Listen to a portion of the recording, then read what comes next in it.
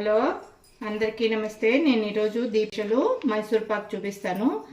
ఈ గ్లాస్ కొలతలతో చూపిస్తాను మీకు ఈజీగా. మీరు ఈ గ్లాసే కాదని కాదు, కప్ అయినా మెజర్మెంట్ కప్స్ అయినా ఏదైనా సరే. 1 శనగపిండి, 2 నెయ్యి లేదా నూనె మన ఇష్టం, 2 చక్కెర, 2 గ్లాసుల చక్కెర. ఏ కొలత తీసుకున్నా మీరు ఏ చిన్నదైనా పెద్దదైనా ఏ కొలత తీసుకున్నా కూడా 1 శనగపిండి అయితే 2 నెయ్యి ఆరు నూనె, 2 చక్కెర, అంతే. మీకు చేసేటప్పుడు చూపిస్తాను. ఈ 2 గ్లాసుల చక్కెర తీసుకున్నాం కదా, కొంచెం మరీ ఎక్కువ కాకుండా చక్కెర మునిగే వరకు కొద్దిగా నీళ్లు పోసి చూసుకొని అట్లే పక్కన ఇంకో సైడు నెయ్యి కూడా కరగబెట్టి పెట్టుకోవాలి. సిమ్లో పెట్టుకొని పెట్టుకోండి.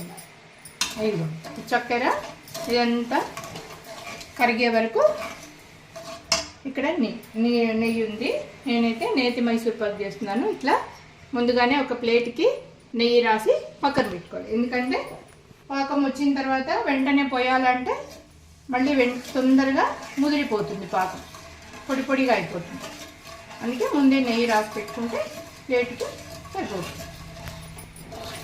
చక్కెర కరిగే వరకు కొంచెము హై ఫ్లేమ్ మీద పెట్టుకొని చక్కెర కరిగిన తర్వాత దీనికి ఏం తీగపాకము ఏం రానవసరం లేదు.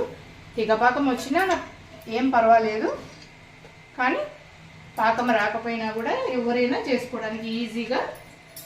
పాకం రాకపోయినా చక్కెర కరిగి కొంచెము ఇట్లా మనం చేతితో ఇట్లా పట్టుకుంటే కొంచెం ఇట్లా జిగురు పాకం లాగా వస్తే చాలు.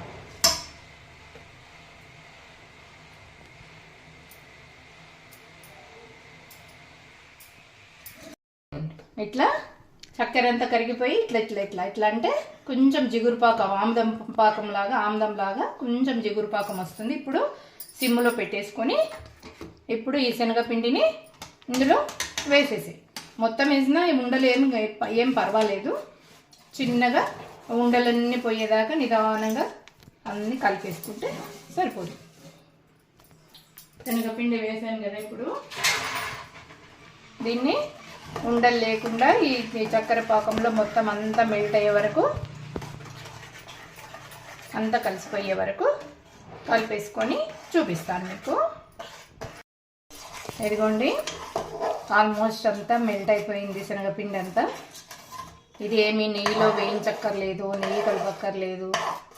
సింపుల్గా కొంచెం అక్కడక్కడ చిన్న చిన్న ఉండలు ఉన్నా కానీ నెయ్యి బాగా కాచి పెట్టుకోవాలి. చాలా వేడి మీద ఉండాలి.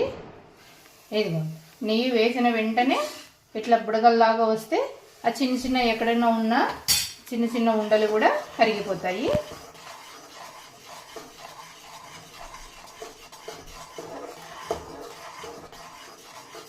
ఈ నెయ్యి అంతా లోపలికి ఇంకిపోయే వరకు మళ్ళీ నెయ్యి వేసుకోకుండా ఇదంతా దాంట్లో కలిసిపోయిన తర్వాత అప్పుడు మళ్ళీ నెయ్యి వేసుకోవాలి.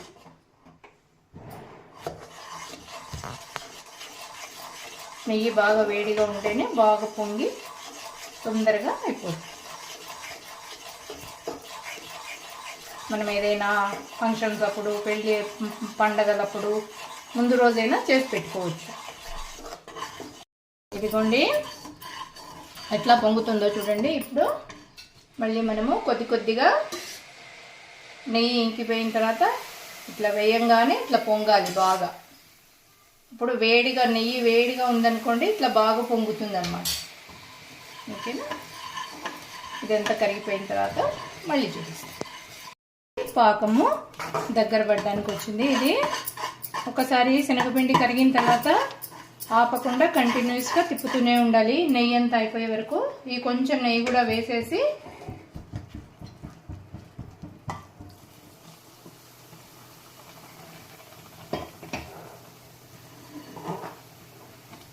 స్లోగా తిప్పాలి. నెయ్యి మీద చిట్లిపోకుండా జాగ్రత్తగా. ఈ నెయ్యి ఇందులో ఇంకిపోతే చూడండి ఎట్లా వస్తుందో. కాకపోతే కాస్త జాగ్రత్తగా నిదానంగా తిప్పుకోవాలి. ఇలాంటి మందపాటి గిన్నెలో అయితే మాడిపోకుండా బాగా వస్తుంది. పాకము కొంచెం సేపు ఒక 5 నిమిషాలు ఉంటే పాకం దగ్గర పడిపోతుంది.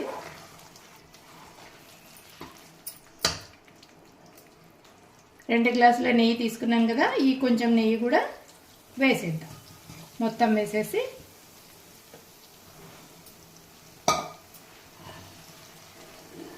నెయ్యి వేసినప్పుడు మటుకు కాస్త నిదానంగా తిప్పుకోండి. ఇందాక వేసిన నెయ్యి పీల్చేసుకొని మళ్ళీ విడుస్తూ ఉంది. ఇదిగోండి పాకము రెడీ అయిపోయింది. లేట్ అయితే నెయ్యి కనిపిస్తుంది కదా మనకు, కానీ కొంతసేపు ఉంటే అది పీల్చేసుకుంటుంది మళ్ళీ.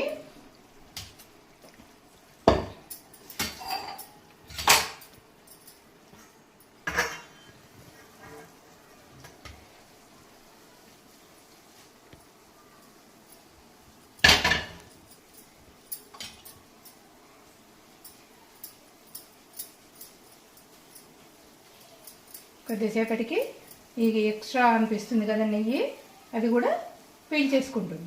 చల్లారేసరికి అంత సెట్ అయిపోతుంది. ఇప్పుడు సాఫ్ట్గా ఉండే గుల్ల మైసూర్ పాకు, నేతి మైసూర్ పాకు రెడీ అయిపోయింది.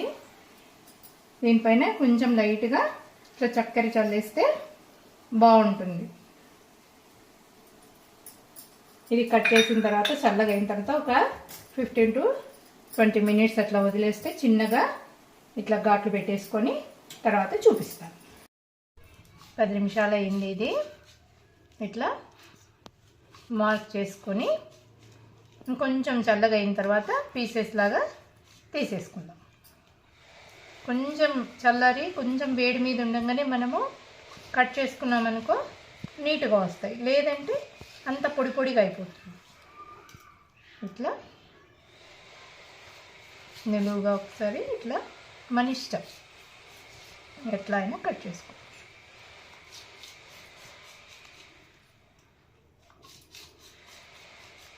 ఇవి కొంచెం చల్లారిన తర్వాత మీకు మళ్ళీ చూపిస్తాను. చూడండి ఎంత బాగా వచ్చిందో, సాఫ్ట్గా గుల్లగా.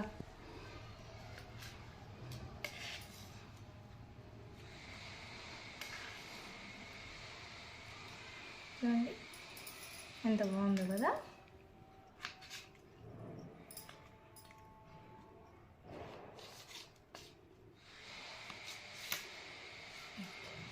ఇంకా కప్పులో వేసి మళ్ళీ చూపిస్తాం. గుల్లగా సాఫ్ట్గా ఉండే ఘీ మైసూర్ పాక్ రెడీ. నచ్చినట్లయితే లైక్ చేయండి, షేర్ చేయండి, సబ్స్క్రైబ్ చేయండి.